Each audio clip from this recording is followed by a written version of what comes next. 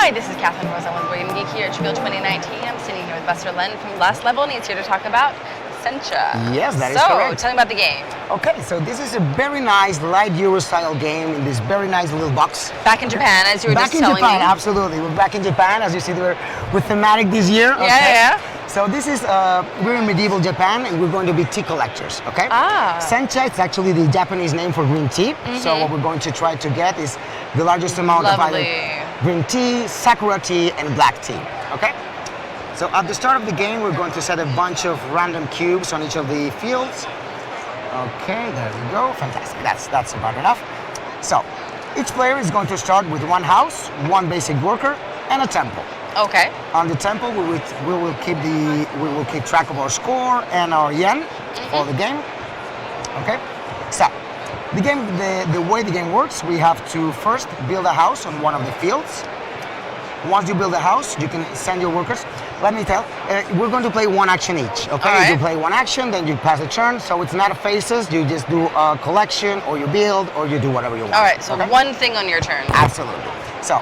Let's say in one action, I build my house on the field.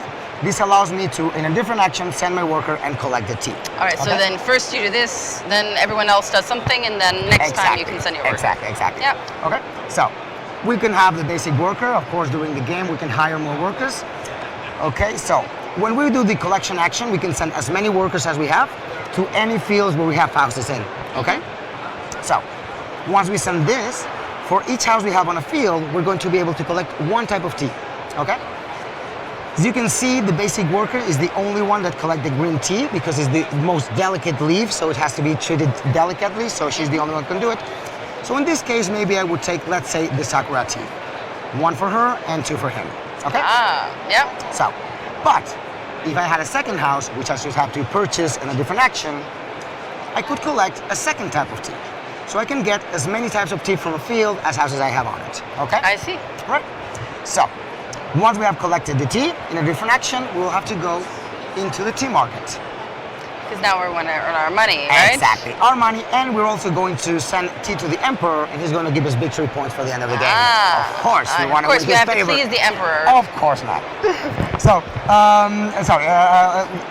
we have to sell the tea either for gem, or we can sell it for victory points, as I explained.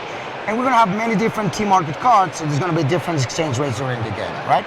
So for this one, for example, you could then take this one and these two and get 2 victory points. Absolutely.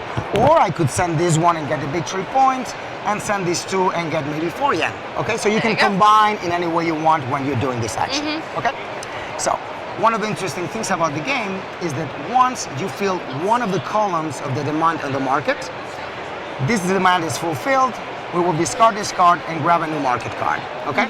It's going to be constantly changing during the game. And then new markets will keep showing up. Absolutely, okay?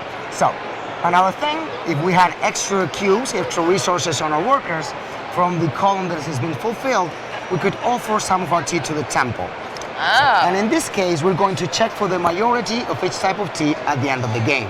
Okay, so we'll get a little extra points by then, all right? So, the last action I'm going to explain, we could also build, aside from the fields, we could build on the map. This is going to give us extra money when we sell, and also victory points at the end of the game. All right. Okay, so we play until one of the players reaches 7 victory points, or the 10 market cards have been played. Then we tally the score. We're going to check for the points on your track. We're going to check for the points on your workers, for your houses on the field, and the majority of tea cubes at the end of the game. Okay? Game plays in about 30 to 45 minutes, depending on the number of players. It's a 2 to 4 player game. And that's it? And that's about it. Fantastic. Yep. So a nice little game for, especially for tea lovers, right? Absolutely, Yeah, absolutely. That is Sencha from Last Level. Thank you so much.